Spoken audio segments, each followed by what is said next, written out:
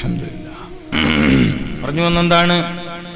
ആരോഗ്യത്തോടെ ഭൂമിയിൽ ജീവിക്കുക എന്ന് പറയുന്നത് വലിയ ഭാഗ്യമാണ്. ഇവിടെ ഉസ്താദ് വമാ ഖലഖ്തുൽ ജിന്ന വൽ ഇൻസ ഇല്ലാ ലിയഅ്ബുദൂൻ.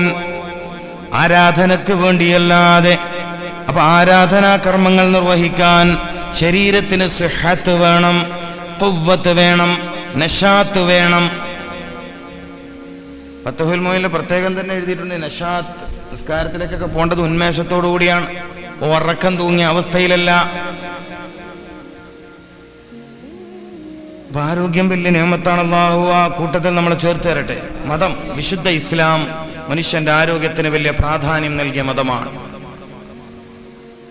നബി സല്ലല്ലാഹു അലൈഹി വസല്ലമ തങ്ങളും സഹാബത്തും വലിയ ആരോഗ്യത്തോടെ ജീവിച്ചവരാണ്. മനസ്സിലാക്കണം.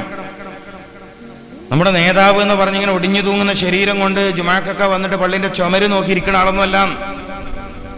പള്ളിയിലൊക്കെ തൂണില്ലെങ്കിൽ ചില ആള് ജുമാക്കന്നെ വരൂല്ല എന്ന് എന്റെ പേടി.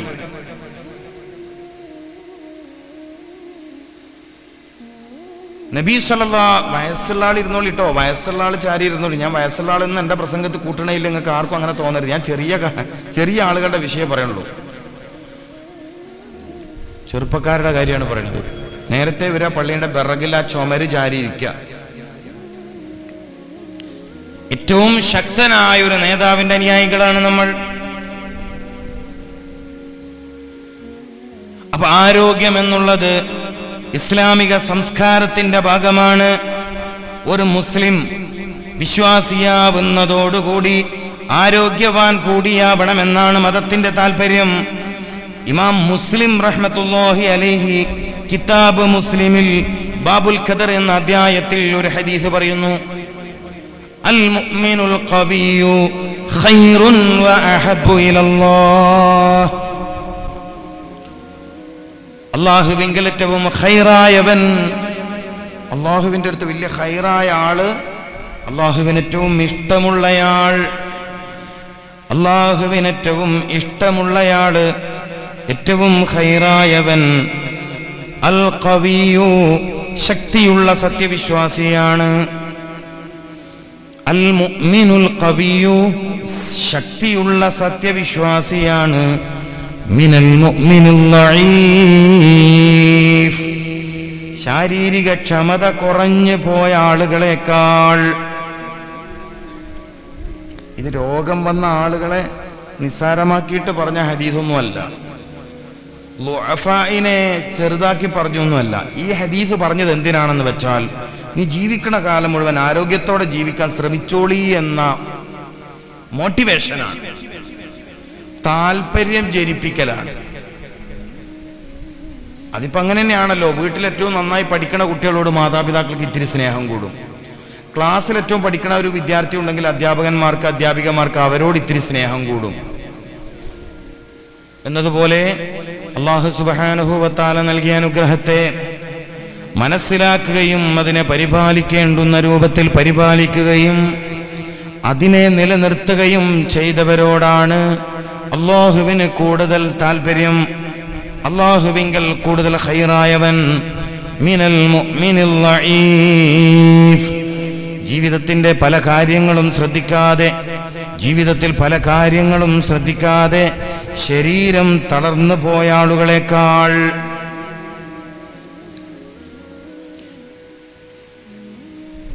അതുകൊണ്ട് നബി സല്ലല്ലാഹു അലൈഹി വസല്ലം തങ്ങൾ വലിയ ആരോഗ്യമുള്ള ആളാണ്. സ്വഹാബത്ത് വലിയ ആരോഗ്യവാന്മാരാണ്. എന്ന് വെച്ചാൽ അവരുടെ കൂട്ടത്തിൽ രോഗികൾ ഉണ്ടായിട്ടില്ലേ? രോഗികളൊക്കെ ഉണ്ടായിട്ടുണ്ട്. രോഗം രണ്ട് രൂപത്തിലാണ്, പരീക്ഷണ രോഗം, ശിക്ഷാരോഗം. നമുക്കൊന്നും പരീക്ഷണ രോഗം വരില്ല. പരീക്ഷണ രോഗം വരിക എന്നുള്ളത് വലിയ കാര്യമാണ്, അതൊരുപാട് അനുഗ്രഹങ്ങൾ നേടാൻ പറ്റുന്ന കാര്യമാണ്. ശിക്ഷാരോഗം എന്ന് പറയുന്നത് വകുപ്പ് മാറ്റാ. മഹാനായ ഇബ്നു ഹജർ അസ്ഖലാനി റഹ്മത്തുള്ളാഹി അലൈഹി ശിക്ഷാരോഗത്തെ കുറിച്ച് സംസാരിച്ചിട്ടുണ്ട്. അപ്പൊ എല്ലാവരും മനസ്സിലാക്കേണ്ടത്, രോഗങ്ങൾ എല്ലാവർക്കും ഒരേ രൂപത്തിൽ വരുന്നതല്ല. ചില ആളുകൾക്ക് അല്ലാഹു തന്റെ അടിമയെ പരീക്ഷിക്കാൻ വേണ്ടി രോഗം തരും.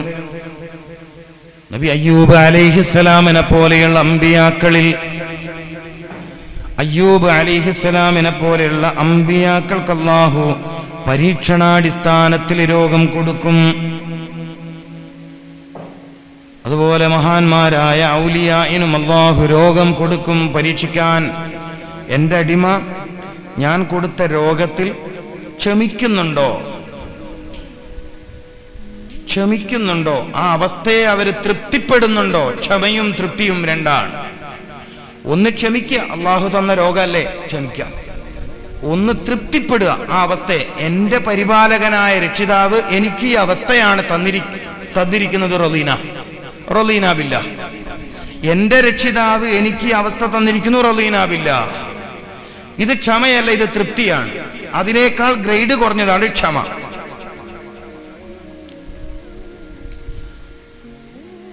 അപ്പൊ പറഞ്ഞു വന്നത്, ഇസ്ലാം ആരോഗ്യത്തിന് വലിയ പ്രാധാന്യം നൽകിയ മതമാണ്. വിശ്വാസം എന്ന, ഈമാൻ എന്ന നിഅമത്ത് ഒരാൾക്ക് ലഭിച്ചു കഴിഞ്ഞാൽ ദുനിയാവിൽ അല്ലാഹുവിങ്കൽ നിന്ന് ലഭിക്കുന്ന ഏറ്റവും വലിയ നിഅമത്ത് ശരീരത്തിന്റെ സിഹത്താണ്, ആരോഗ്യമാണ് എന്നത് നാം മനസ്സിലാക്കി വെച്ചിട്ട് വേണം ഈ ക്ലാസ് ശ്രദ്ധിക്കാൻ.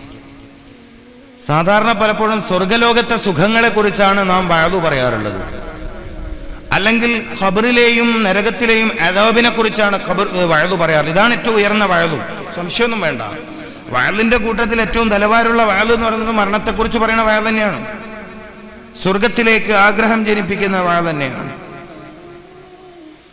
ഇപ്പൊ ഇവിടെ പറയുന്ന വഅദ് ഏതാണ്? പ്രസംഗം ഏതാണ്? ക്ലാസ് ഏതാണ്? ദുനിയാവിലെ സ്വർഗം, ദുനിയാവിലെ നരകം. അസ്സിഹ്ഹതു നിഅമത്തും മിനൽ ജന്ന, അസ്സിഹ്ഹതു നിഅമത്തും മിനൽ ജന്ന. ഒരു മനുഷ്യൻ രോഗമില്ലാത്ത ശാരീരിക അവസ്ഥയിലാണ് ഇവിടെ ജീവിക്കണതെങ്കിൽ സ്വർഗീയമായ അനുഗ്രഹം ആസ്വദിക്കുന്നവനാണ്. അൽഹുമ്മാ മിൻ ഫൈഹി ജഹന്നം. രോഗങ്ങൾ അനുഭവിക്കുന്നവനാണെങ്കിൽ നരകീയമായ ചില അവസ്ഥകളെ ആസ്വദിക്കുന്നവനാണ്.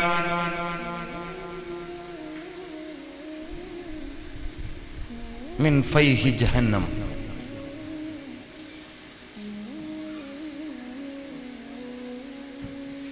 അപ്പൊ നരകീയമായ അവസ്ഥകൾ ഒരാളിൽ വന്നുപെടുക എന്നുള്ളതാണ് സാധാരണക്കാരനെ സംബന്ധിച്ചിടത്തോളം രോഗം. ഒരു കാര്യം മനസ്സിലാക്കണം, രോഗം രണ്ട് രൂപത്തിലാണ്: പരീക്ഷണ രോഗം, ശിക്ഷാരോഗം. പരീക്ഷണ രോഗം, ശിക്ഷാരോഗം. അംബിയാ, ഔലിയാ, ആലിമീങ്ങൾ, അതായത് ഉഖ്റവിയായ ആലിമീങ്ങൾ, അതുപോലെ സ്വാലിഹീങ്ങൾ, നല്ല മനുഷ്യന്മാർ, ഇവർക്കൊക്കെ രോഗങ്ങൾ വരുന്നത് പരീക്ഷണാടിസ്ഥാനത്തിൽ. അള്ളാഹു അവരെ സ്വബർ നോക്കാൻ. എന്താണ് എന്നെക്കുറിച്ച് അവർ പറയണത്? ചില ആളൊക്കെ കണ്ടിട്ടില്ലേ, സൂക്കേടൊക്കെ വന്നിട്ട് നമ്മൾ കാണാൻ പോയാൽ അവർ പറയും, ഞാനെന്തപ്പോൾ കാട്ടുക, അള്ളാഹു എന്നിപ്പോൾ ഇങ്ങനെ ആക്കിയില്ലേ, അള്ളാഹു തന്ന രോഗമല്ലേ, അങ്ങോട്ട് ക്ഷമിക്കുക തന്നെയെന്ന്.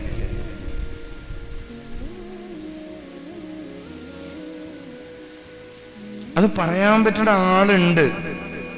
ശരീരത്തോട് ളുൽമ ചെയ്യാത്ത ആളുകൾ, അയ്യൂബ് അലൈഹിസ്സലാമിനെ പോലുള്ള ആളുകൾ.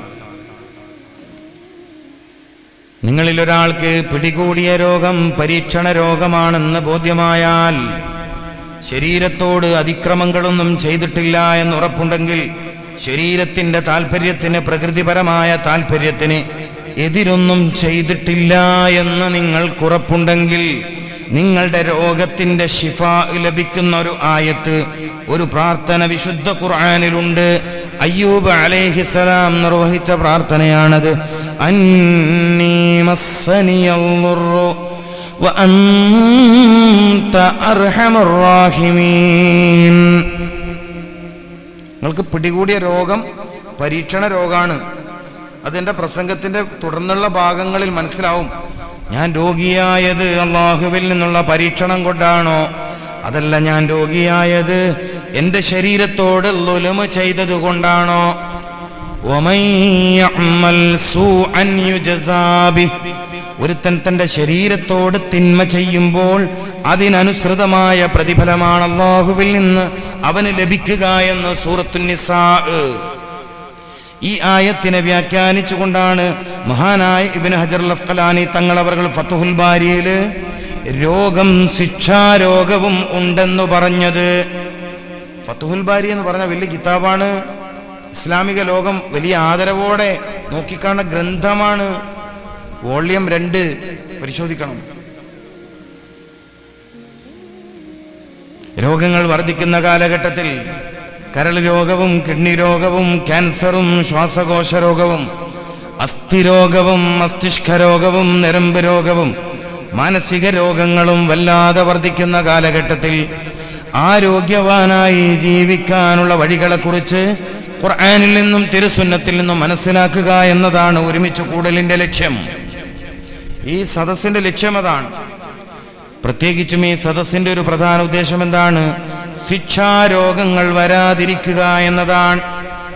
എത്രയെത്ര ചുറുചുറുക്കുള്ള ചെറുപ്പക്കാരാണ് ക്യാൻസർ എന്ന മാരകമായ രോഗങ്ങൾ പിടികൂടി കൃത്യമായ പരിചരണമില്ലാതെ മരണത്തിന്റെ ദിവസം കാത്ത് കിടക്കുന്നത്. എത്രയോ ചെറുപ്പക്കാര് അവർ മദ്യപിച്ചവരോ ഹാൻസ് ഉപയോഗിച്ചവരൊന്നുമല്ല. ചില തിന്മകൾ ശരീരത്തിന്റെ കാര്യത്തിൽ അവരിൽ സംഭവിച്ചു പോയി. ഒരുപക്ഷെ അതൊക്കെ നമുക്ക് നിസ്സാരമാണെന്ന് തോന്നിയേക്കാം. ശരീരത്തിന് അത് ഇഷ്ടമില്ലാത്ത കാര്യമാണ്. ശരീരത്തിനത് ഇഷ്ടമില്ലാത്ത കാര്യമാണ്. കുഞ്ഞുങ്ങൾ ഛർദിക്കണണ്ടില്ലേ? ചെറിയ കുഞ്ഞുങ്ങൾ പെട്ടെന്ന് പാല് കുടിച്ചാൽ ഛർദിക്കുക. ചെറിയ കുഞ്ഞുങ്ങൾ പാല് കുടിച്ച ഉടനെ ഛർദിച്ചുകൊണ്ടിരിക്കും. ശുദ്ധമായതിനെ മാത്രം താല്പര്യപ്പെടുന്ന ഒരു പ്രായം നമ്മുടെയൊക്കെ ജീവിതത്തിൽ ഉണ്ടായിരുന്നു. ശുദ്ധമായതിനെ മാത്രം താല്പര്യമുള്ള ഒരു പ്രായം ഉമ്മമാരെ മനസ്സിലാക്കണം. കുട്ടികളിൽ ശ്വാസകോശ സംബന്ധമായ രോഗം വർദ്ധിക്കുന്ന കാലഘട്ടമാണിത്. ആസ്തമയടക്കമുള്ള ശ്വാസകോശ സംബന്ധമായ രോഗം വർദ്ധിക്കുന്നു. വൈദ്യശാസ്ത്ര പഠനത്തിൽ അന്വേഷണത്തിൽ കണ്ടെത്താൻ കഴിഞ്ഞത് പലപ്പോഴും ഉമ്മമാരുടെ മുലപ്പാല് ചീത്തയായത് കാരണത്താലോ മുലയൂട്ടുന്ന ഉമ്മമാര് പഴകിയ ഭക്ഷണം കഴിക്കുന്ന കാരണത്താലോ പുളി ചേർന്ന ഭക്ഷണം കഴിക്കുന്ന കാരണത്താലോ തണുപ്പിച്ച ഭക്ഷണം കഴിക്കുന്ന കാരണത്താലോ കുഞ്ഞുങ്ങൾക്ക് വരുന്ന അസുഖത്തെക്കുറിച്ച് ചർച്ചയുണ്ട്.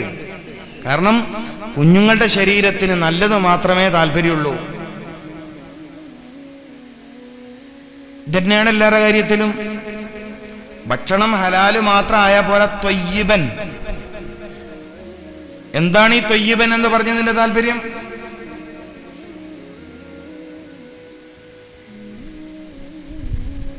ഹലാലായ ഭക്ഷണമാണ് കഴിക്കുന്നത്, പക്ഷെ ശരീരത്തോട് ചേരാത്ത ഭക്ഷണമാണ് മഹാഭൂരിഭാഗം ആളുകളും കഴിക്കുന്നത്. അതിലേക്കാണ് നമ്മളെ വിഷയം പോണത്. അപ്പൊ ഒരു മനുഷ്യൻ, മിക്കവാറും മനുഷ്യന്മാര് രോഗികളാവുന്ന ഈ കാലത്ത് വല്ലാണ്ട് വ്യാപിക്കുന്ന മാരകമായ രോഗങ്ങൾക്ക് പ്രധാന കാരണം,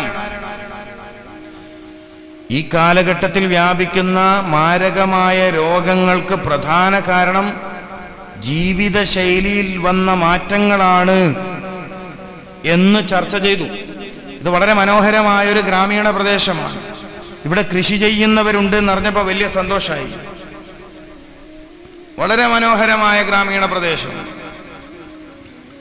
സ്വാഭാവികമായും രോഗങ്ങൾ വരാൻ സാധ്യതയില്ലാത്ത പ്രദേശം. നല്ല പച്ചപ്പുണ്ട്, നല്ല പച്ചപ്പുള്ള പ്രദേശമാണ്, മനസ്സിലാക്കണം. അപ്പൊ സ്വാഭാവികമായും രോഗങ്ങൾ വരാൻ സാധ്യതയില്ലാത്ത ഇടമാണിത്. നല്ല പച്ചപ്പുണ്ട്, അതുകൊണ്ട് തന്നെ നല്ല വെള്ളം കിട്ടാൻ സാധ്യതയുണ്ട്. സ്വാഭാവികമായും ഇതിനൊക്കെ തടസ്സം വരുന്നുവെങ്കിൽ എന്തുകൊണ്ട് എന്നതാണ് ആലോചിക്കേണ്ടത്.